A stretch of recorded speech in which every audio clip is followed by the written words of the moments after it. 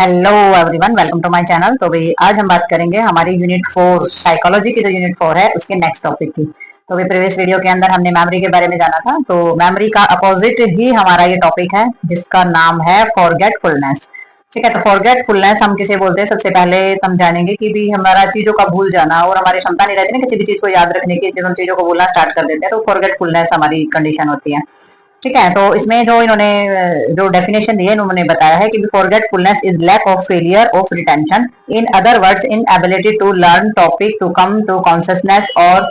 To remember it is the mental process of forgetfulness. तो वही इन्होंने बताया है कि फॉरगेटफुलनेस यानी कि हमारी जो भूलने की जो चीजें होती है, जैसे कि हिंदी में उसको विस्मृति भी बोलते हैं। स्मृति होती है याद, विस्मृति होती है किसी चीज को भूल जाना, मतलब याद ना रहने की क्षमता। ठीक है, तो इन्होंने मीनिंग बताया इसका कि लैक ऑफ फेलियर रिटेंशन, तो इसमें जो याद रखने की जो क्षमता होती है ना उसका अभाव हो जाता है, फेलियर हो जाता है, उसके अंदर विफलता हो जाती है, यानी कि हम चीजों को याद नहीं रख पाते हैं। और अदर वर्ड्स, अगर दूसरे शब्दों में हम बोले कि भाई ये एक इस तरीके की इनएबिलिटी होती है। ठीक है, यानी कि कोई भी learn topic is come to consciousness, कि भाई कोई भी किसी भी सीखा हुआ जो हमारी चीज होती है ना, कोई भी सीखा हुआ जो विषय है जो चेतना में नहीं आ पाता है। चेतना इन द सेंस यहाँ कॉन्शियसनेस को चेतना बोला गया, यानी कि कोई भी हमारी सीखा हुआ ऐसा टॉपिक जो कि कॉन्शियसनेस के अंदर फिट नहीं होता है, तो उससे हमारा क्या होता है, उसे हम याद नहीं रख पाते हैं। ठीक है, और to remember it the mental process of forgetfulness, तो उसे हम याद नहीं रख पाते हैं, तो वो हमारा क्या बन जाता है, ये जो होता है ये हमारा फॉरगेटफुलनेस की एक जो है मेंटल प्रोसेस बोला जाता है। यानी कि हमारी चीजों को भूलने का एक मानसिक जो है वो प्रक्रिया हमारी बोली जाती है। यानी कि जब भी हम कोई चीज सीखते हैं और वो चीज हमारे सबकॉन्शियस माइंड तक नहीं जाती है, तो उस चीज को हम याद नहीं रख पाते हैं। तो ये जो प्रोसेस होता है ये हमारा मानसिक, हमारा जो है भूलने का जो प्रोसेस होता है वो हमारा बोला जाता है। ये एक ऐसी प्रक्रिया जिसमें हम चीजों को याद नहीं रख पाते हैं। ठीक है, the process is opposite to memory, और ये जो प्रोसेस होता है ये हमारी जो मेमोरी होती है उससे बिल्कुल उल्टा होता है। मेमोरी में होता है याद रखना और फॉरगेटफुलनेस होता है चीजों को भूल जाना। ठीक है, नेक्स्ट हम इसके अंदर देखते हैं फॉरगेटफुलनेस की हमारी डेफिनेशन दी है कुछ रिसर्चर ने हमारी। तो सबसे पहले इसमें इंग्लिश एंड इंग्लिश के हिसाब से हमारी दे रखी, तो इन्होंने बताया फॉरगेटनेस इज द टेम्परेरी और permanent loss of the previously acquired और लर्न सब्जेक्ट और फैक्ट और एबिलिटी टू रिकॉग्नाइज और रिमेम्बर एन ऑब्जेक्ट। तो वही इन्होंने बोला है कि जो हमारी जो फॉरगेटफुलनेस है यानी कि भूलने की जो बीमारी है वो किसी पहले, मतलब कि पहले कोई चीजें जो सीखी गई है हमारी, मतलब कि पहले कोई चीजें सीखना या फिर कोई जो विषय वस्तु या कोई भी चीज हमारी उसको पहचानने या फिर उसको याद रखने की जो हमारी क्षमता होती है वो हमारी टेम्परेरी और परमानेंट रूप से खो जाती है, तो उसे हम क्या बोलते हैं, फॉरगेटफुलनेस। तो भाई जो है भूलने की जो बीमारी होती है उसमें हमने कोई भी चीज पूरी सीखी है, चाहे वो आधी सीखी है, कोई वस्तु विषय या फिर किसी इंसान के बारे में हमने जाना है, तो उसको जो है उसको याद रखने के लिए, उसकी पहचान को याद रखने के लिए टेम्परेरी और जो हमारा परमानेंट होता है, यानी कि थोड़े समय के लिए भी हो सकती है, ज्यादा समय के लिए भी हमारी चीजें हो सकती है, तो हमारे स्थायी और अस्थायी रूप से जो हमारी चीजें याददाश्त मतलब खो जाना, तो हमारी फॉरगेटफुलनेस होती है। ठीक है, चीजें जो हमें याद नहीं आती हैं। तो नेक्स्ट उन्होंने बताया है failure to retain the acquired और to remember it is forgetfulness. तो इसमें जो भी हमारी जो चीज, जो भी हमने ज्ञान लिया है, जो भी हमने कलेक्ट किया है, retain the acquired to remember is a forgetfulness, तो जो भी हमने कोई भी ज्ञान प्राप्त किया तो उस जो हमने नॉलेज हमने ली है ना, उसको बनाए रखने के लिए, उसको याद रखने में अगर हम फेल हो जाते हैं तो वो हमारी फॉरगेटफुलनेस बोली जाती है। यानी कि कुछ भी चीज हम सीख रहे हैं, किसी ने कुछ बोला है, कुछ भी चीज हमें अगर याद रखने में सक्षम नहीं है ना, तो वो हमारा क्या बोला जाता है, फॉरगेटफुलनेस बोला जाता है। और ये एम एन मून जो हमारे रिसर्चर है उनके द्वारा इसकी डेफिनेशन दी गई है। नेक्स्ट हमारे वुडवर्थ है, वुडवर्थ के द्वारा बताया गया है it defined that the forgetting is an active mental process. तो उन्होंने इसकी जो परिभाषा बताई है, उन्होंने परिभाषित किया है कि जो भूलना है ना, किसी भी चीज को भूल जाना, यानी कि जो फॉरगेटिंग होती है वो एक एक्टिव मानसिक प्रक्रिया है हमारी। एक्टिव यानी कि सक्रिय, मेंटल मानसिक प्रोसेस यानी कि प्रक्रिया, ये हमारी एक सक्रिय मानसिक प्रक्रिया है। किसी भी चीज को भूल जाना यानी कि पैसिव में नहीं आती है, ये एक्टिव मेंटल प्रोसेस के अंदर हमारा आता है। तो फॉरगेटिंग में आ जाता है, फॉरगेटिंग होती है भूलना। तो इसमें हमारे जो मून जो हमारे हैं जो रिसर्चर हैं मून, तो उन्होंने 1967 में define forgetting as the loss permanent and temporary of a ability to recall और रिकॉग्नाइज समथिंग लर्न ईयरलियर। तो भाई इन्होंने बताया है कि भाई 1967 में जो हमारा फॉरगेटिंग था वो किसी पहले से जो सीखी हुई चीज को याद रखने, ठीक है, या उसको पहचानने के लिए, जो भी हमारी किसी भी तरीके की एबिलिटी है उसको रिकॉल करने के लिए, तो वो हमारे टेम्परेरी और जो हमारी परमानेंट जो होती है उसके नुकसान के रूप में इन्होंने बताया है। ठीक है, कि भाई हमारी किसी भी तरीके की 1967 में इन्होंने ये जो डेफिनेशन है जारी की थी, ये परिभाषा की थी भूलने को लेकर के कि भाई हमारी जो पहले से कोई भी सीखी हुई जो चीज होती है या फिर पहले की कोई भी हमारी जो याद होती है, तो उसको पहचानने की, उसको याद रखने की जो हमारी क्षमता होती है, वो टेम्परेरी और परमानेंट रूप से अगर किसी प्रकार का उसमें नुकसान हो जाता है ना, एक्सीडेंट की वजह से, बीमारी की वजह से या किसी भी तरीके की वजह से, तो उस चीज को उस चीज के लिए परिभाषित किया भाई उसका जो नुकसान हो जाता है, तो ये जो कंडीशन हमारी रहती है इसको फॉरगेटिंग बोला जाता है। ठीक है, समटाइम व्हाट वी, यानी कि कभी कभी जो हम भूल जाते हैं, यानी कि कभी कभी जो हम आगे देखते हैं इसमें हम। तो भाई नेक्स्ट इन्होंने बताया है कि हमारी जो जैसे कि इसमें लाइन में इन्होंने बताया था समटाइम, जैसे कि इसमें था यहाँ पर sometime what we thinking is forgotten it real sense is not forgetting because it has never been encoded and stored in the first place. तो ये सबसे, ये जो लाइन है ये सबसे ज्यादा ध्यान देने वाली है कि जो रिसर्चर है जो उन्होंने बताया है कि भाई किसी भी बात को भूल जाना असल में भूलना नहीं होता है। किसी भी चीज को हम भूलते हैं ना तो वो हमारा भूलना नहीं होता, बिकॉज क्योंकि it has never been encoded and store of first place, यानी कि जो कोई, क्योंकि जो ये बात है ना जो हम भूल रहे हैं वो कभी भी दिमाग के अंदर जो है स्टोर हुई ही नहीं। ये नहीं है कि दिमाग में स्टोर थी और फिर हम उससे भूल गए, ऐसा नहीं है। जो हम जिस बात को हम ये बोल रहे हैं कि हम उस चीज को भूल गए हैं, इसका मतलब वो चीज जो है वो दिमाग में कभी स्टोर हुई ही नहीं। Many students complain that they do not remember to content and attending the class or forget after reading the text। तो ये कुछ जो हमारी कक्षा में आने वाले जो हमारे जो कुछ जो छात्र होते हैं ना, जो स्टूडेंट्स होते हैं, तो वो इस प्रकार की जो है शिकायत करते हैं कि भाई मैं क्लास में आने के बाद उसने कोई भी सब्जेक्ट पढ़ा है या कोई भी किसी भी चीज को उसने याद किया है तो वो याद नहीं रहती है उसको। ठीक है, किसी भी लेसन को पढ़ने के बाद वो भूल जाता है उस चीज को, तो वो इस तरीके की चीजें जो है कंप्लेंट करते हैं। ठीक है, और this is due to lack of attention. लेकिन ये क्या है, ये रियलिटी में क्या है, ये ध्यान की कमी के कारण होता है। यानी कि जब टीचर्स पढ़ा रहा होता है या फिर जब वो खुद पढ़ रहा होता है, जब चीजें समझा रहा होता है कोई, तो फिर वो लैक ऑफ अटेंशन होती है, वहां पर वो अच्छे तरीके से ध्यान उस चीज पर नहीं देते हैं, तो इसलिए वो चीज उनके सबकॉन्शियस माइंड में नहीं जाती है। तो जब वो याद दर्ज हुई ही नहीं, वो स्टोर हुई ही नहीं, तो फिर वो याद कैसे रहेगी, तो उसे क्या कहेंगे कि हम ये चीज जो है वो भूल जाते हैं। तो some information does not reach STM from sensory registered और due to indicates encoding and rehearsal in the information may not have been transferred from STM to LTM। तो इनका कहने का मतलब ये है कि ये याद की कमी के, अटेंशन की कमी के कारण तो होता है, लेकिन कुछ इंफॉर्मेशन जो है वो हमारी किस तरीके की होती है, बहुत ही हमारा जो सेंसरी रजिस्टर हमारा होता है, यानी कि जो संवेदी जो हमारी चीजें होती हैं उसके अंदर क्या हो जाता है, मतलब कि जो हमारा एसटीएम होता है ना, यानी कि शॉर्ट टर्म मेमोरी होती है, तो वो हमारा जो सेंसरी रजिस्टर होता है तो वहां तक पहुंच ही नहीं पाती है, यानी कि स्टोर ही नहीं हो पाती है। ठीक है, और इसमें जो इनकोडिंग होती है फिर वो भी अगर वहां तक इंफॉर्मेशन पहुंची नहीं है तो जो इनकोडिंग होती है उसकी भी कमी रह जाती है, वो इनकोडिंग भी अच्छी तरीके से नहीं होती है। ठीक है, और उसका जो रिहर्सल होता है, यानी कि जो उसका अभ्यास होता है, उसकी जो प्रैक्टिस होती है वो भी नहीं हो पाती है, उसके कारण भी फिर ये चीजें रह जाती हैं। तो information from not have been transferred of the STM LTM, और जो हमारी जो इन्फॉर्मेशन होती है, किसी प्रकार की जो जानकारी होती है, वो हमारी जो है शॉर्ट टर्म मेमोरी से लॉन्ग टर्म मेमोरी में बदल नहीं पाती है। यानी कि जब हम किसी चीज पे अटेंशन नहीं देते, हम ध्यान से उस चीज को सुनेंगे नहीं, तो वो इन्फॉर्मेशन जो है वो हमारी सेंसरी रजिस्टर, यानी कि जो हमारी संवेदन रजिस्टर होता है उसके अंदर दर्ज नहीं होगी, वहां पर अगर वो वही स्टोर नहीं होगी तो इनकोडिंग भी नहीं होगी, इनकोडिंग नहीं होगी तो उस चीज का रिहर्सल भी नहीं होगा। रिहर्सल ये नहीं है कि आप किताब लेके बैठे तभी रिहर्सल है, हम माइंड में भी कभी कभी किसी चीज को दोहरा लेते हैं कि मैंने क्वेश्चन याद किया तो इसमें ये चीजें हैं। ठीक है, तो जो रिहर्सल होता है, इनकोडिंग होती है, वो नहीं हो पाती है, और जब ये चीजें नहीं हो पाती है तो कोई भी इंफॉर्मेशन, कोई भी जानकारी जो है वो शॉर्ट टर्म मेमोरी से लॉन्ग टर्म मेमोरी की तरफ नहीं जाती है। तो एक कैटेगरी दी है हमारी लॉन्ग टर्म मेमोरी की। तो लॉन्ग टर्म मेमोरी जैसे कि 100% है, तो वो किस तरीके से जाती है, हमारी 75% है, 50% है, या फिर हमारे 25%। तो अमाउंट दे रखा है इन्फॉर्मेशन का, ठीक है, हावर के हिसाब से। तो आप लॉन्ग टर्म मेमोरी देख सकते हैं वो हमारी कहाँ तक जाती है, जो 100% लॉन्ग टर्म मेमोरी के अंदर आती है, और ये जो है ये हमारी शॉर्ट मेमोरी के अंदर आते हैं। ठीक है, तो नेक्स्ट देखते हैं इसके अंदर। तो भाई अब हम इसमें जानेंगे कोज ऑफ फॉरगेटिंग। तो भाई क्या कारण रहते हैं हमारी चीजों के भूलने के, तो ये तो मेन कारण जानना बनता ही है कि भूलने के क्या कारण रहते हैं, क्यों हम चीजों को जल्दी भूल जाते हैं। तो सबसे पहले इसमें आ जाता है डिसयूज। भाई किसी भी चीज का जब हम उपयोग नहीं करते हैं ना, कोई भी चीज है, कोई चीज बार बार जब हम उसको रिपीटेशन में नहीं लाते हैं, उसको यूज नहीं करते, चाहे वो कोई वर्ड्स है, चाहे कोई सेंटेंस है, चाहे वो कोई इंसान है, हम उसे बार बार भी नहीं मिलते हैं, या फिर हम कुछ भी याद नहीं करते हैं, बार बार रिपीटेशन में नहीं ला रहे हैं, तो वो चीजें हमें याद नहीं रहती है, तो डिसयूज हो जाता है हमारा। डिसयूज होने के कारण वो हमारा फॉरगेटफुलनेस, जो फॉरगेटिंग जो कंडीशन होती है उसमें चला जाता है। ठीक है, याद नहीं रहता। Amount of learning, method, speed and effect of the equipments. तो भाई सीखने की जो अमाउंट ऑफ लर्निंग है, यानी कि सीखने की जो हमारा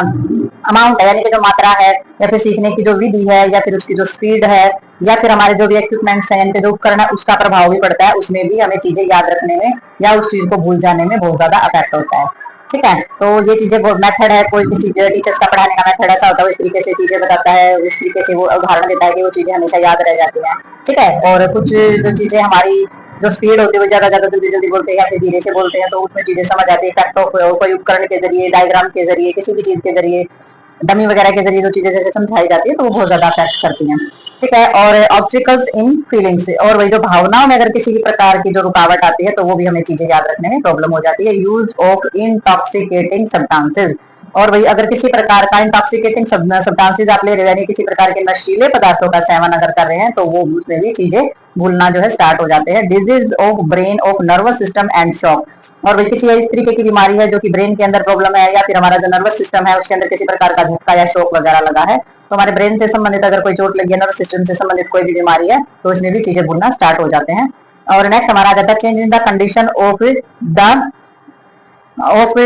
एक्सट्रीमिटी, तो इसके अंदर हमारा आ जाता है चेंज, इसमें आ जाता है, यानी कि किसी भी तरीके का जो चेंज हो जाता है कंडीशन के अंदर, तो उत्तेजना की जो स्थिति है उसमें जो है परिवर्तन आना स्टार्ट हो जाता है। ठीक है, तो जो हमारी एक्साइटमेंट होती है ना, वो जो कंडीशन होती है उसमें परिवर्तन आना स्टार्ट हो जाता है। और क्वालिटी ऑफ सब्जेक्ट मैटर, और किसी कोई भी हमारा जो सब्जेक्ट है उसमें उसका क्वालिटी, उसकी गुणवत्ता जो है वो हमारी, उसके कारण भी हमारी जो बोलने की जो चीजें हैं वो हमारी समस्या बन सकती है। और साइकोलॉजिकल फैक्टर के अंदर हमारा क्या क्या आ जाएगा, मनोवैज्ञानिक कारक में आ जाएगा लैक ऑफ मोटिव, यानी कि किसी भी प्रकार की कमी है, यानी कि कोई भी हमारा जो मोटिव है, यानी कि जो उद्देश्य है, अगर उसकी कमी है, तो भी हम चीजों को जो है नॉर्मली ज्यादा सीरियस नहीं लेते हैं। और emotional condition like anxiety, fear, depression और लव, तो ये सारी की सारी चीजें क्या हैं, इमोशनल कंडीशन जो हमारी होती है, भावनाओं से संबंधित जो भी हमारी कंडीशन होती है, जैसे किसी प्रकार की बेचैनी है, डर है, ठीक है, और डिप्रेशन वगैरह है, यानी कि डिप्रेशन या भावनाएं, यानी कि डिप्रेशन हमारा बहुत ही ज्यादा उसमें चले जाते हैं, साथ में चले जाते हैं, प्रेम वगैरह है, तो ये सारी की सारी कंडीशन भी हमारी चीजों को बुलाने में, भूलने में हमारी दिक्कत करती हैं। और यानी कि ब्रेन का जो हमारी जो भी चीजें होती है ना, फॉरगेटिंग की, हमारे ब्रेन से संबंधित जो चीजें होती हैं उस पर असर पड़ता है इनसे। और सप्रेशंस का क्या हो जाता है, pushing of the experience in the unconscious. ठीक है, तो हम सप्रेशंस यानी कि किसी चीज को दबाना, और इसमें जो भी हमारे जितने भी प्रकार के हमारे एक्सपीरियंस है वो हमारे क्या करते हैं, जो हमारा अनकॉन्शियस मन है उसमें हम दबा देते हैं। सप्रेशंस करना यानी कि अनकॉन्शियस मन में, यानी कि अनकॉन्शियस माइंड के अंदर, हमारे मन के अंदर जो भी चीजें हम उनको दबा देते हैं, उनको खुल के एक्सप्रेस नहीं करते हैं सामने वाले को, या किसी को भी बताते नहीं है, तो वो हमारा सप्रेशंस के अंदर आ जाता है, अपनी भावनाओं को दबाना। ठीक है, lack of the interest in the topic, और अगर किसी भी प्रकार के टॉपिक में अगर हमको रुचि नहीं है, हमें इंटरेस्ट ही नहीं है, तो हम उससे अटेंशन नहीं देंगे, अटेंशन नहीं देंगे तो क्या होगा, वो हमारे सबकॉन्शियस माइंड में जाएगा ही नहीं। ठीक है, जो सेंसरी जो हमारे रजिस्टर्ड है वहां पर वो होगा ही नहीं, और वहां नहीं जाएगा तो हमारा जो रिहर्सल है, इनकोडिंग है, वो भी हमारी नहीं होगी। वो नहीं होगी तो हमारा क्या रहेगा, फिर रिपीटेशन में अगर किसी भी चीज में नहीं आया है तो वो हमारा जो है याद हमें लंबे टाइम तक नहीं रहेगा। तो ये हमारी कुछ रीजन होते हैं जो कि फॉरगेटिंग के, या चीजों को याद न रहने के कारण जो है बन सकते हैं। नेक्स्ट देखते हैं इसके अंदर हम। अभी नेक्स्ट हमारी आ जाती है फॉल्टी मेमोरी प्रोसेस। तो फॉल्टी मेमोरी प्रोसेस, जैसे कि नाम में फॉल्टी हो गया, यानी कि किसी न किसी प्रकार की कमी या किसी न किसी प्रकार का दोष जिसके अंदर होता है, तो वो फॉल्टी मेमोरी प्रोसेस हमारा बोला जाता है। तो many time we forget as memory does not match event which had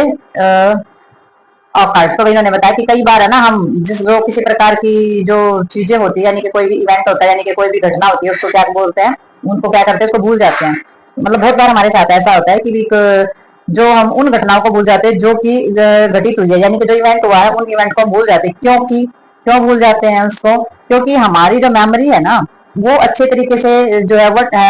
this happen due to the constructive process, certain material में बी सिंप्लीफाइड और चेंज्ड ड्यूरिंग इनकोडिंग। ठीक है, तो इनमें इन्होंने बताया क्योंकि जो हमारी जो मेमोरीज होती है ना वो उसको सही इनकोड नहीं कर पाती, यानी कि उसकी कोडिंग सही तरीके से नहीं हो पाती। और ऐसा क्यों होता है, ऐसा हमारा जैसे कि किसी प्रकार का जो हमारा कॉन्ट्रैक्टिव या फिर जो हमारा सर्टेन मटेरियल्स वगैरह जो होता है, यानी कि रचनात्मक जो प्रोसेस होता है उसके कारण ऐसा हो जाता है। ठीक है, और कुछ कुछ हमारा जो मटेरियल होता है ना सिंप्लीफाइड, यानी कि बहुत ही सरल तरीके से जो भी हमारी सामग्री होती है, या फिर हमारी इनकोडिंग के दौरान जो हमारी बिल्कुल ही सिंपल जो चीजें होती है उनमें जो है उसको चेंज किया जा सकता है, चेंज ड्यूरिंग इनकोडिंग। तो इनकोडिंग को बिल्कुल ही सिंप्लीफाइड तरीके से चेंज किया जा सकता है। We remember the list of the meaning of what we have read or heard but not the actual word themselves, तो भी हम जैसे कि कोई चीजें मतलब कि कुछ पढ़ते हैं सुनते हैं तो उसका हमारा जो मोरल ऑफ स्टोरी होता है ना वो हमें याद रहता है, यानी कि जो उसका सार होता है, जो उसका अर्थ होता है वो तो हमें याद रखते हैं। लेकिन जो शब्द होते हैं ना, उसके जो वर्ड्स होते हैं वो स्वयं याद नहीं रख पाते, हम अपने आप से याद नहीं उन चीजों को रख पाते हैं। तो फॉल्टी मेमोरी का मतलब ये होता है कि हमने पूरी कहानी पढ़ी है तो उसका सार तो हमें याद रहता है, लेकिन जो शब्द होते हैं वो याद नहीं रहते हैं। ठीक है, तो ये इस तरीके की जो मेमोरी होती है वो फॉल्टी मेमोरी प्रोसेस हमारा बोला जाता है, और ये तो मतलब नॉर्मली होती है ये चीजें। तो नेक्स्ट देखते हैं इसमें हम।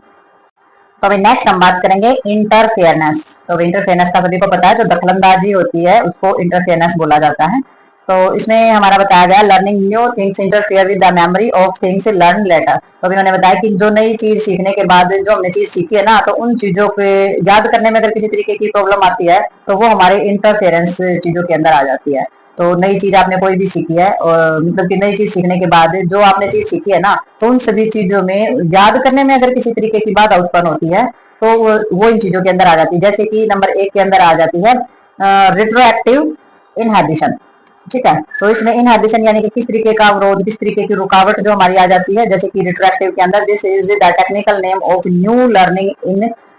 Learning interfering with the material of previously learned. तो भी इन्होंने बताया है कि ये पहले से सीखी हुई हमारी जितनी भी चीजें होती है ना, जो चीजें हमने पहले से सीखी हैं, ठीक है, तो उसमें जो इंटरफेयर होता है, इंटरफेयर वाली जो हमारी नई सीख है, यानी कि हमने पहले से कुछ चीजें सीखी हुई है, कुछ अब हम नई चीजें सीख रहे हैं। ठीक है, तो ये इंटरफेयर जो है उन्हीं का एक टेक्निकल नेम है। टेक्निकल नेम है हमारी न्यू लर्निंग का, यानी कि आजकल जो नई लर्निंग हमारी नई सीखने के जो प्रोसेस है ना, तो उनका टेक्निकल नेम हमारा लर्निंग का है इंटरफियरनेस। इंटरफियरनेस का मतलब ये हो जाता है कि पहले से जो हमने चीजें सीखी हुई हैं, जो हमारे विचारधारा बनी हुई है, और अब जो हम नई चीजें पढ़ रहे हैं, तो वो इंटरफियरनेस हो गया। पहले की विचारधारा के अंदर नई चीजें विचारधारा घुसा रहे हैं हम, तो वो इंटरफियरनेस बोला जाता है हमारा इस तरीके से।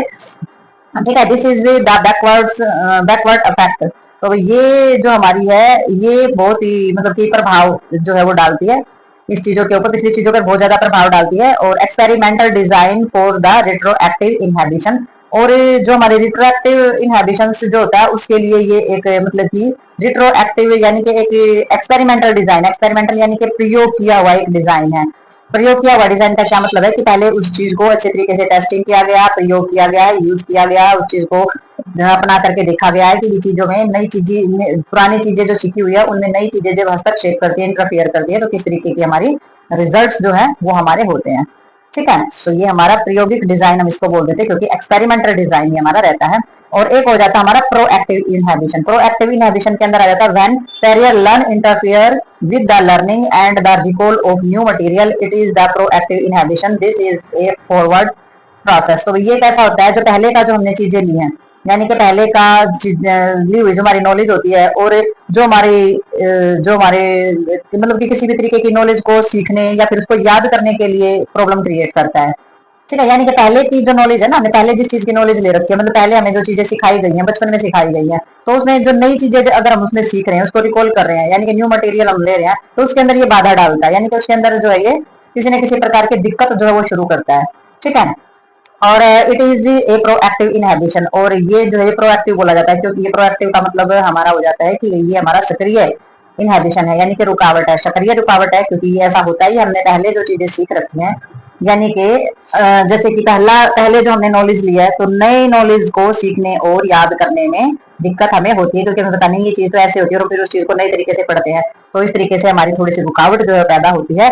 और हम थोड़ा सा ट्रस्टेबल इशू भी आ जाते हैं कि हम उस चीज पर ट्रस्ट करने में थोड़ा सा सोचते हैं। दिस इज फॉरवर्ड प्रोसेस, और ये जो है ये हमारा जो प्रोसेस है ये फॉरवर्ड प्रोसेस है, यानी कि जो फॉरवर्ड करते हैं ना एक जगह से दूसरी चीज को दूसरी चीज में ट्रांसफर कर दिया जाता है, तो ये हमारा फॉरवर्ड प्रोसेस हमारा बोला जाता है।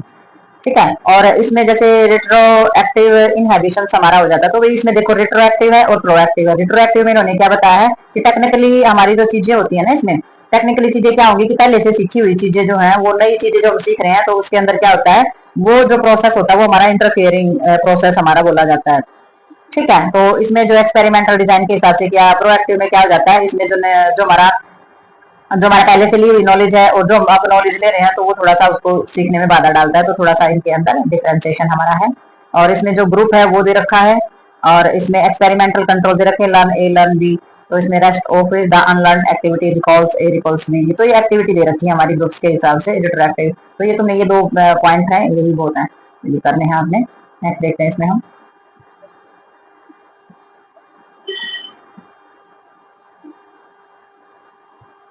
तो भाई हमारे इंटरफेरेंस के बाद हम जानेंगे इनकोडिंग, ऑर्गेनाइजेशन एंड रिट्रीवल्स प्रॉब्लम्स। ठीक है, तो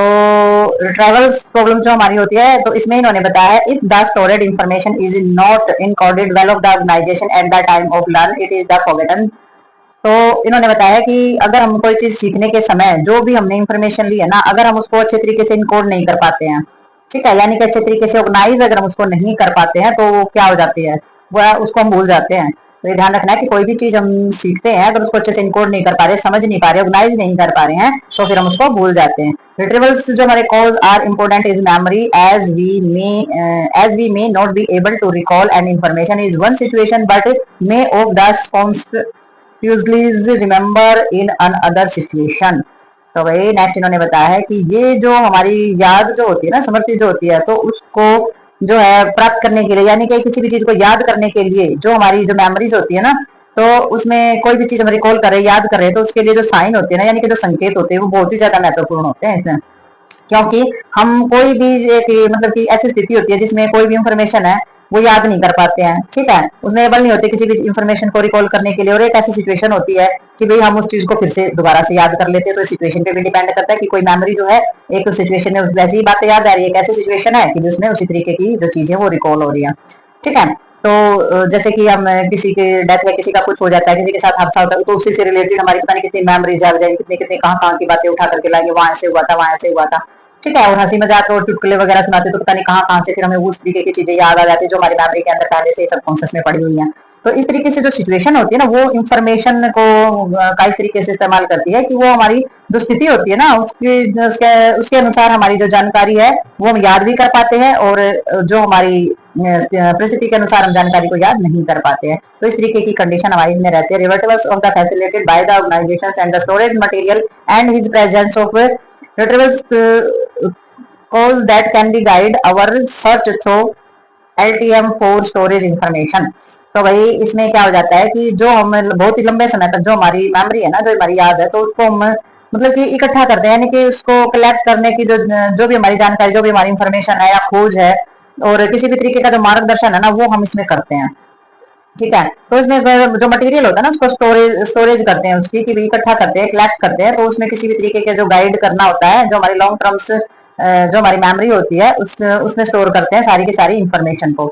ठीक है। और जो कि किसी क्या करती है, इसमें जो absence of the proper writers को जो फिर the desired item storage with the LTM will not be found. You cannot recall something will activity searching for it, but after giving up that the search while doing something else, you recall that information, or this is because your new activity has generated new retrievals call। तो भाई इन्होंने क्या बताया है कि भाई हम जो भी हमारी जो चीजें होती है ना, जैसे कि हमारी जो लॉन्ग टर्म मेमोरी होती है, ठीक है, तो उसके अंदर जो भी कलेक्ट है, जो भी हमारी जो भी वस्तु है या फिर किसी भी चीज के बारे में, वो हमारी उसके अंदर अभाव रहेगा, ठीक है, यानी कि संकेतों का अभाव रहेगा।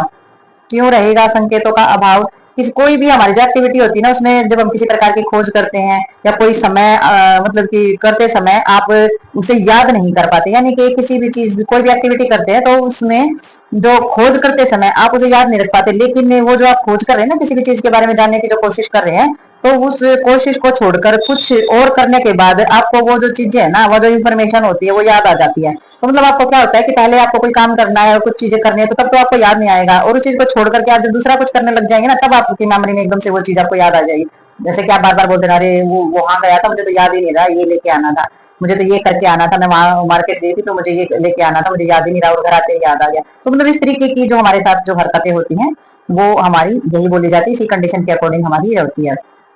ठीक है। तो याद नहीं कर पाते, लेकिन फिर उस चीज को हम छोड़ने के बाद हमें जो चीजें होती हैं वो हमें याद आ जाती हैं, ठीक है। और फिर मतलब कि आपको वो याद आती है, और you recall that the information this is because you new activity as a generated and new revital call. तो ऐसा इसलिए होता है क्योंकि आपकी जो एक्टिविटीज होती है ना, आपकी जो नई एक्टिविटीज होती हैं, एक नई जो रिवाइटल्स जो होती है, यानी कि फिर से प्राप्त करना, उसके संकेत उत्पन्न किए जाते हैं, यानी कि आपकी जो मेमोरी है और आपकी जो एक्टिविटी है वो नई चीजों का संकेत उत्पन्न कर रही है, जनरेट कर रही है न्यू रिवर्टल्स कॉल्स को, ठीक है। तो ये इनकोडिंग है, किसी भी चीज को फिर ऑर्गेनाइज करना, उसके संगठन करना। रिवर्टल्स का समस्या हो जाती है पुनरावृत्ति, ठीक है, पुनर्प्राप्ति, जो दोबारा से उस चीज को प्राप्त करना, तो फिर से प्रॉब्लम्स क्रिएट हो जाना, वो चीजें होती हैं। तो चीजों को इनकोड करते हैं या फिर ऑर्गेनाइजेशन, यानी कि उन चीजों का संगठन करते हैं, इकट्ठा करते हैं, और फिर हमारी पुनः प्राप्ति जो हमारी समस्याएं होती है वो उसके अंदर आ जाती है। तो इसी प्रकार से पुनः प्राप्ति समस्याओं का मतलब ये है कि भी हमने चीजें जो है इनकोड की है, हमने चीजें याद भी कर ली है, लेकिन हम जो जिस सिचुएशन में है उसमें उस चीज को याद कर रहे हैं तो हमें याद नहीं आ रहा है, उस चीज को छोड़ देते हैं हम, ठीक है, और दूसरा कुछ करने लग जाते हैं, तो फिर हमें वो फिर से याद आ जाता है। रिवर्टल्स प्रॉब्लम्स जो होती है ये हमारी रहती है कि फिर हमें वो चीजें जो रिकॉल हो जाती है, याद आ जाती है। ये कंडीशन सबके साथ होती है, नॉर्मल कंडीशन होती है ये। तो भाई अब हम बात करेंगे एमनेसिया। एमनेसिया जो हमारा होता है फॉरगेटिंग ड्यूरिंग सिकनेस, ठीक है। तो सिकनेस यानी कि भूल जाना जो है, मतलब कि बीमारी के दौरान जब हम किसी चीज को भूलना स्टार्ट करते हैं तो वो हमारा एमनेसिया के दौरान आ जाता है, ठीक है। तो एमनेसिया किसको बोलते हैं? भूलने की बीमारी को। तो amnesia refer to loss of memory due to disease. तो भाई हमारा जो कि एक जो भूलने की जो हमारी जो बीमारी होती है उसका क्या, जो याददाश्त अगर हमारी चली जाती है ना तो उसे एमनेसिया यानी कि भूलने की बीमारी बोली जाती है। भूलने की बीमारी यानी कि याददाश्त का चला जाना, ठीक है। और द पर्सन में forget is past experience to may have improved ability to encode storage, या फिर हमारा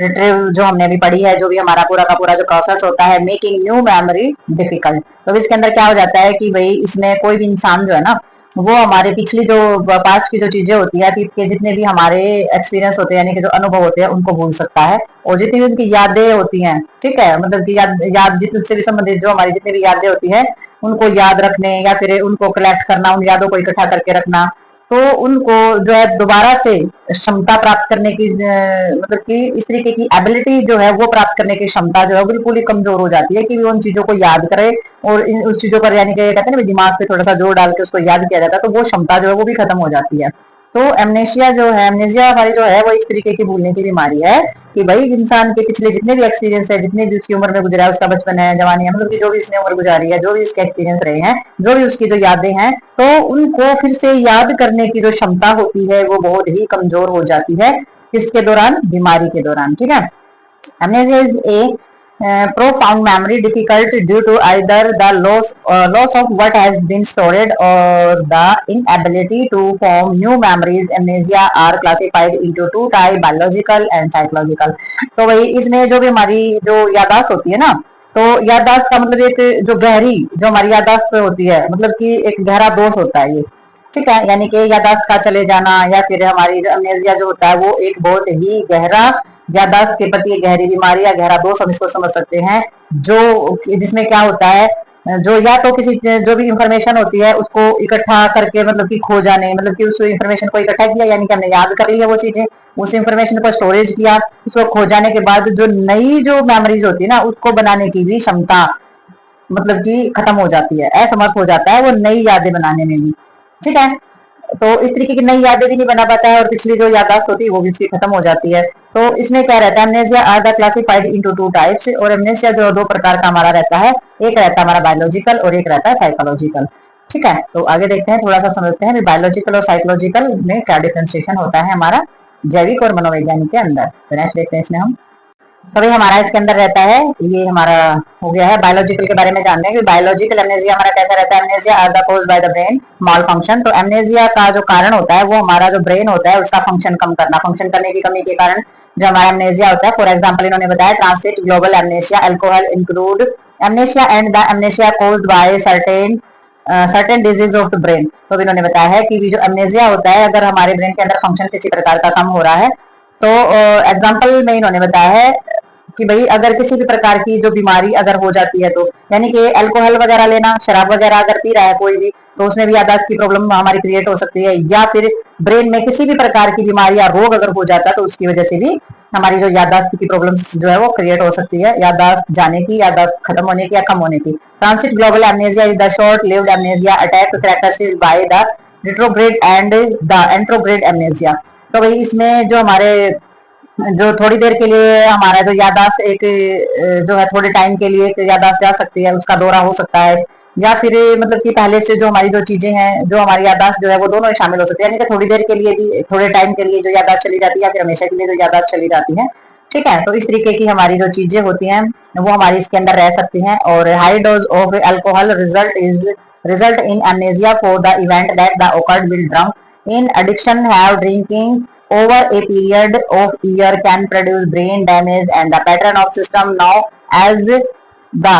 इसमें हमारा जो कार्सकोफ सिंड्रोम्स जो हमारे रहते हैं, तो कहने का मतलब ये है कि ये जो हमारा सिंड्रोम्स होता है, यानी कि ये सिंड्रोम क्यों होता है, तो इसमें सबसे ज्यादा इन्होंने क्या बताया है, जब बहुत ज्यादा मात्रा में शराब पीते हैं, शराब के नशे की जो हमारी अवस्था में जो भी हमारे साथ घटनाएं होती है ना, तो उनको भूलने की बीमारी हो जाती है। तो ये हमारी एक तरीके की बीमारी है कि जो हम शराब पी के जो भी गालियां देते हैं, किसी के साथ लड़ाई करते हैं, किसी भी तरीके की बातें करते हैं, तो फिर हम उसको भूल जाते हैं। तो ये एक तरीके की बीमारी होती है बायोलॉजिकल,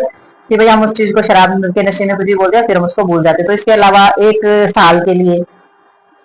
ठीक है, तो drinking period of 1 year of produce brain damage, क्योंकि इसमें क्या हो जाता है, 1 साल की जो अवधि होती है ना, 1 साल के लिए या फिर बहुत ज्यादा मात्रा में शराब पीने से हमारा जो ब्रेन होता है वो डैमेज हो जाता है। और ये जो है इस तरीके के जो लक्षण है, उसका मतलब एक ऐसा जो है पैटर्न वो हो सकता है। तो इस तरीके के जो लक्षण है वो दिखाई दे सकते हैं 1 साल तक, जब हम बहुत ज्यादा लंबे समय तक या ज्यादा मात्रा में शराब पीते हैं, तो इस तरीके के लक्षण जो है वो हमारे पैटर्न उत्पन्न हो जाते हैं। और हर बार ऐसा ही होगा, शराब पी के आप कुछ भी करेंगे, सुबह आपको कुछ भी याद नहीं रहेगा। तो इसलिए क्यों होता है, ये होता है ब्रेन के डैमेज हो जाने की वजह से, ठीक है। और ब्रेन जो है ये पैटर्न ब्रेन के अंदर उत्पन्न हो जाएगा। और इसमें जो है कॉर्साकॉफ सिंड्रोम्स ये हमारा रहता है, कॉर्साकॉफ सिंड्रोम्स इसको बोला जाता है, के नाम से ये जाना जाता है और बहुत ही फेमस होता है। शराबियों के अंदर ये प्रॉब्लम हमेशा पाई जाती है, ज्यादा मात्रा में जो शराब पीते हैं उनके अंदर। तो कॉर्साकॉफ सिंड्रोम्स जो होता है वो ये हमारा बोला जाता है। और एंट्रोग्रेड एमनेजिया, और ये हमारा जैसे कि एग्रोग्रेड में हो जाता है, जैसे कि अग्रगामी, यानी कि मतलब कि थोड़ा सा लंबे समय से चलने वाला। और some loss of the remote memory of the characteristics by the memory problem of this syndromes, और senile of the dementia and primary of degenerative dementia, of which of the Alzheimer disease in example of brain disease that have amnesia as a major symptom। तो भाई इनका कहने का मतलब ये है कि भाई हमारी जो याददाश्त जो है वो कुछ हद तक, जो हमारी पुरानी जो याददाश्त, पुरानी जो चीजें होती है ना हमारी, यानी कि कुछ हद तक जो हमारी पुरानी यादों का जो नुकसान होता है वो उसके अंदर होता है। और जो सिंड्रोम जो है ये हमारी जो बुढ़ापे की जो अवस्था होती है ना, उसमें हमारा जो मन के अंदर है, मतलब कि मति भ्रंशा हो जाता है, थोड़ा सा चीजों को भूलने का, उन चीजों को बार बार रिपीटेशन में लाने का, तो इस तरीके की चीजें उसमें हो जाती हैं। तो इसमें सबसे पहले हमारा जो मन के अंदर जो भ्रम पैदा होता है, हमारी याददाश्त की जो समस्याएं होती हैं उनके अंदर ये विशेषता पाई जाती है, ठीक है। जिसमें हमारी क्या होती है, अल्जाइमर वगैरह जो होते हैं, अल्जाइमर वगैरह जो हमारी बीमारी होती है, और जो हमारे मानसिक रोग जो है वो इन्हीं का एक उदाहरण है। तो इस तरीके की जो हमारी प्रॉब्लम हो जाती है ना उम्र बढ़ने के साथ साथ, या फिर ज्यादा शराब पीने के साथ साथ, तो हमारी अल्जाइमर रोग जो है, यानी कि जो मानसिक जो बीमारी है, ब्रेन से संबंधित जो प्रॉब्लम्स है, वो इन चीजों का एक उदाहरण है। और इसमें जो अमनेसिया जैसी जो प्रॉब्लम्स है हमारी, उसके मतलब कुछ जो है ये लक्षण जो दिखाई देते हैं ना, वो इसी के लक्षण दिखाई देते हैं हमारे किसी भी प्रकार से, कि भाई कोई भी चीज जो है किस तरीके से भूल जाते हैं, कुछ भी घटित होता है, कुछ भी करते हैं शराब के नशे में और फिर वो याद ही नहीं रहता है। तो इसी तरीके के लक्षण जो है वो अमनेसिया के अंदर दिखाई देते हैं, ठीक है। तो अल्जाइमर है, एमनेसिया है, सारे के सारे हमारे ब्रेन से संबंधित प्रॉब्लम्स हैं, और ये बायोलॉजिकल है क्योंकि ये ब्रेन से संबंधित हमारे रहते हैं। अब आ जाता है हमारा साइकोलॉजिकल एमनेसिया। तो साइकोलॉजिकल में देखते हैं कि भाई जो हमारे मनोवैज्ञानिक तरीके से जो भूलने की बीमारी होती है, जैसे कि चाइल्डहुड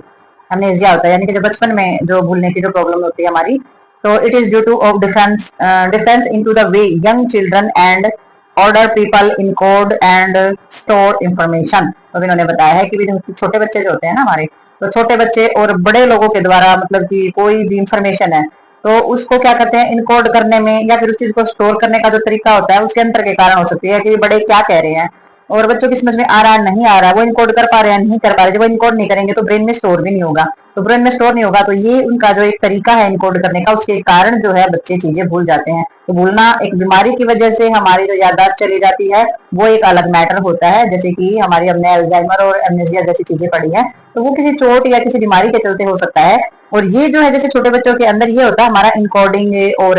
जो हमारे रिहर्सल्स वगैरह जो चीजें होती हैं, जब वो ब्रेन के कॉन्शियसनेस होंगी नहीं, यानी कि उस सिस्टम में जाएंगी नहीं, स्टोर होंगी नहीं, तो फिर वो चीजें में याद भी नहीं रहेंगी क्योंकि वो स्टोर हुई ही नहीं है वो इन्फॉर्मेशन। और एज अडल्ट और जवान होने पर आगे देखते हैं हम,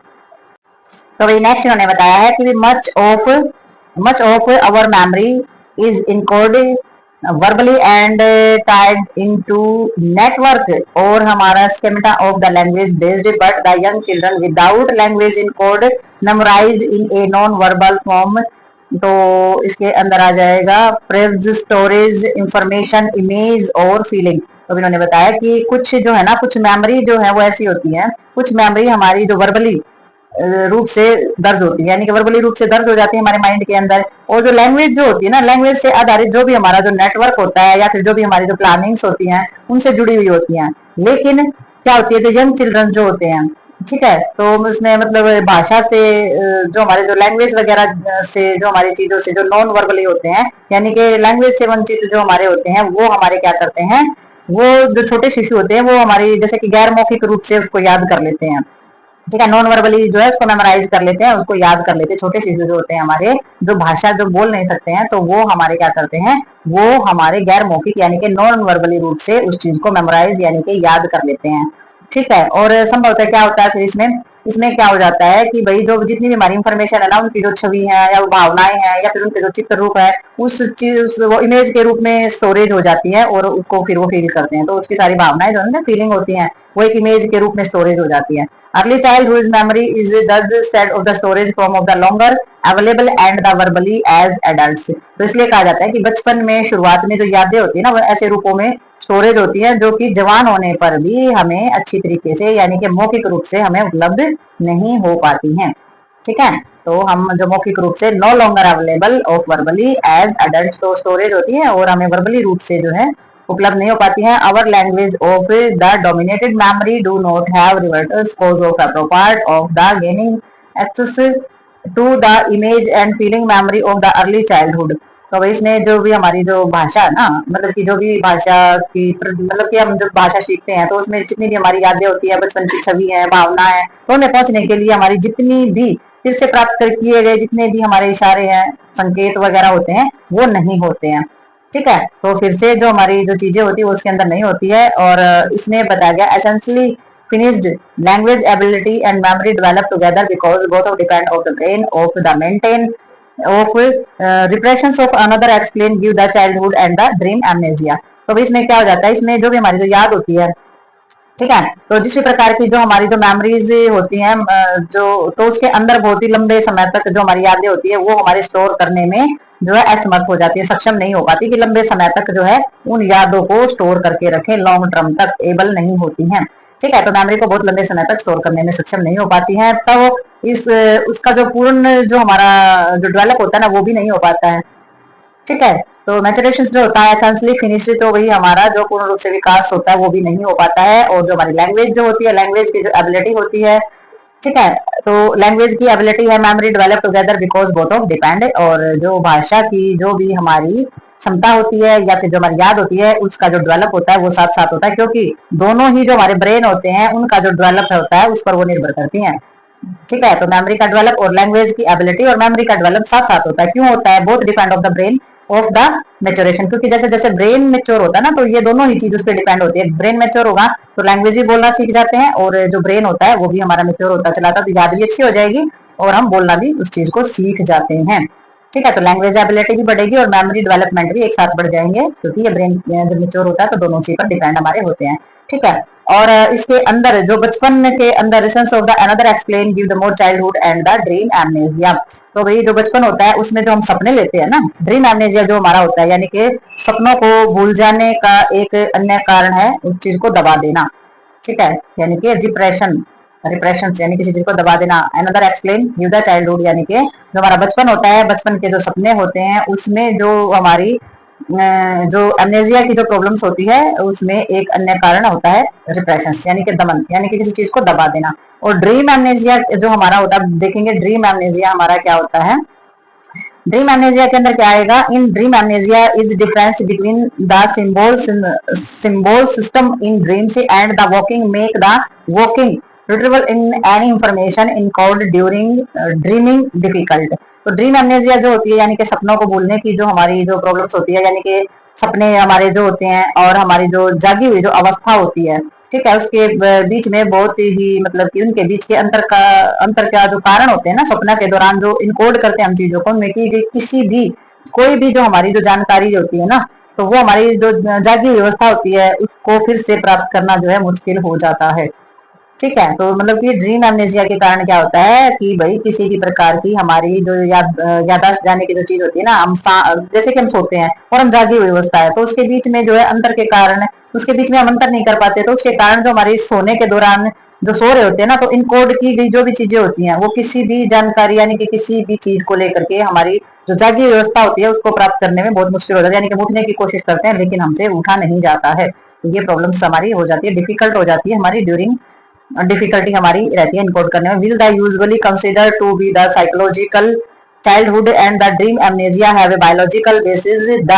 immaturity of the brain in childhood amnesia and the difference between the brain state of dreaming and the waking and dream amnesia. तो भाई इन्होंने बताया है कि हालांकि आमतौर पर क्या होता है, आमतौर पर इसे जो है मनोवैज्ञानिक माना जाता है, क्योंकि सपनों को मनोवैज्ञानिक मानते हैं ना, साइकोलॉजिकल मानते हैं। लेकिन जो चाइल्डहुड होता है यानी कि बचपन होता है, बचपन के जो सपन होते हैं, ड्रीम्स जो होते हैं, एमनेजिया का एक क्या है, बायोलॉजिकल बेस बताया जाता है हमारा। यानी कि बचपन में जो हमारे जो सपने होते हैं तो वो एमनेजिया का एक बायोलॉजिकल रूप बताया जाता है, यानी कि जैविक आधार बताया जाता है। और बचपन में जो हमारी बचपन में जैसे कि जो हमारी चीजें भूलने की जो चीजें होती हैं उसमें क्या हो जाता है, इमेच्योरिटी। इमेच्योरिटी यानी कि अपरिपक्वता हम जिसको बोलते हैं, यानी कि उनमें अच्छी तरीके से पता नहीं होता है। तो अपरिपक्व और जो हमारे सपने जो होते हैं उनके दौरान हमारा जो ब्रेन की जो स्टेज होती है ना उसमें और जो हमारी जो भी स्मृति होती है यानी कि भूलने की जो चीज होती है उनका कारण ये बन जाती है। जो इमेच्योरिटी होती है ना हमारे ब्रेन की, तो वो बचपन में हमारी अमनेजिया का कारण बन सकती है, यानी कि चीजों को भूलने का कारण बन सकती है।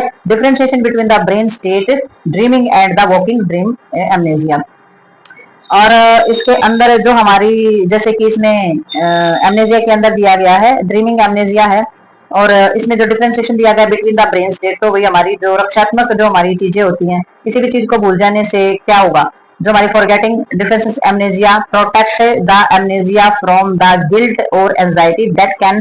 Company of intention of intolerable life situation and conflict. तो इसमें जो हमारी प्रोटेक्ट वाली जो होती है ना, यानी कि रक्षात्मक जो हमारा एमनेजिक जो प्रॉब्लम्स होती है, भूल जाने की जो प्रॉब्लम्स होती है, प्रोटेक्टिव भूल जाने यानी कि विस्मृति को में भूल जाने की जो पीड़ित मतलब कि जो व्यक्ति उस चीज से बहुत ही ज्यादा दुखी है, तो ऐसे उसको फील होता है। ठीक है, यानी कि उसको क्या फील होता है, उसको ये फील होता है कि भी मुझसे कुछ गलती हो गई है।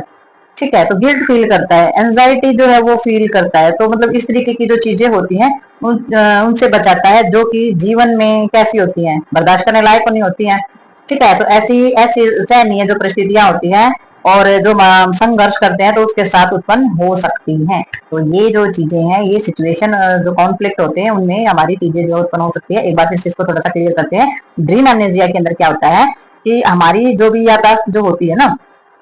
यानी कि जो एमनेजिया की जो हमारी प्रॉब्लम होती है वो हमारी मतलब कि हम सपना लेते हैं किसी प्रकार का, तो सपने में एमनेजिया यानी कि सपने की एक तो सोती व्यवस्था में आएगा हमें सपना, तो और जो जागी व्यवस्था होती है तो उसके बीच का जो अंतर होता है ना, उसके बीच के जो भी कारण होते हैं तो उनके वो किन के कारण होते हैं, वो हमारे किसी भी चीज किसी भी इंफॉर्मेशन की इनकोडिंग अगर होती है तो उसके कारण ही हमारी चीजें रहती है। और जागृत जो अवस्था होती है ना उसको प्राप्त करने में बहुत ज्यादा दिक्कत हो जाती है, यानी कि हमारी जो सो रहे हैं ना और सपना देखे तो उसमें हमें उठने में यानी कि जागने में जागृत होने में दिक्कत हो जाती है। और आमतौर पर ये कैसा माना जाता है हमारा, आमतौर पर ये हमारा साइकोलॉजिकल माना जाता है। और बच्चों के अंदर जो हमारी एमनेजिया है वो एक कैसा माना जाता है, बायोलॉजिकल बेस माना जाता है, बच्चों के अंदर माना जाता है बायोलॉजिकल बेस। वैसे तो मनो साइकोलॉजिकल माना जाता है, लेकिन बच्चों के अंदर जो है वो बायोलॉजिकल माना जाएगा। क्यों? क्योंकि उसमें जो बच्चे का जो दिमाग होता है ना वो कैसा होता है, बच्चे का दिमाग इमेच्योर होता है, यानी कि बच्चे का दिमाग जो है वो अच्छी तरीके से जो है पका हुआ नहीं होता है, तो इमेच्योर दिमाग होता है, तो इसका रीजन इसको मान लेते हैं। और जो बच्चे का जो ब्रेन होता है ना उसकी जो स्टेज होती है तो वो हमारे अमनेजिया के कारण इस तरीके की प्रॉब्लम बनती है, क्योंकि अमनेजिया एक बीमारी है तो उसके कारण बच्चे के दिमाग की स्टेज जो है वो ऐसी हो जाती है। और उसमें जो प्रोटेक्शन है हमारी अमनेजिया में, जो प्रोटेक्शन है यानी कि भूल जाने की, यानी कि जो भी हमारा जो भी पेशेंट है अमनेजिया का, तो ऐसा इंसान जो कि पीड़ित है तो उसमें किसी भी प्रकार का अपराध बोध होना यानी कि उसमें गिल्ट और एंजाइटी जो है उस चीज से उसको बचा लेता है। ठीक है, तो एमनेजिया की ऐसी कंडीशन होती है कि भी उसमें किसी भी गिल्ट और कोई किसी प्रकार की जो चिंता होती है उससे बचाता है, जो कि हमारे जीवन में बहुत ही ज्यादा कैसी सिचुएशन होती है, बहुत ही ज्यादा ना सहन करने वाली हमारी सिचुएशन होती है वही, और संघर्ष के साथ ये हमारी उत्पन्न हो सकती है। बहुत ही ज्यादा जो है इसके अंदर कॉन्फ्लिक्ट जो है वो उत्पन्न हो सकते हैं। तो अमनेशिया में जो है हम चीजें भूल जाते हैं, नहीं तो हमारी जो प्रॉब्लम है और भी ज्यादा इसके अंदर बढ़ जाती है। जो गिल्ट और एंजाइटी जो है उससे हमें बचा भी लेती है, और जो हमारी सिचुएशंस है उसमें जो कॉन्फ्लिक्ट वगैरह है ये हमारे उत्पन्न कर सकती है। तो ये जो हमारा टॉपिक है फॉरगेटफुलनेस से, इंटरफियरनेस से, और हमारी जो एमनेजिया जैसी जो समस्या होती है, अल्जाइमर जैसी जो समस्या होती है, तो किस तरीके से वो हमारी मेमोरी के अपोजिट की हमारी चीजें रहती हैं। तो ये जो टॉपिक होता है ये हमारा इसमें क्लियर हो चुका है। तो मिलते हैं नेक्स्ट टॉपिक और नेक्स्ट वीडियो के साथ, तब तक के लिए like share subscribe and comments. करते रहिए।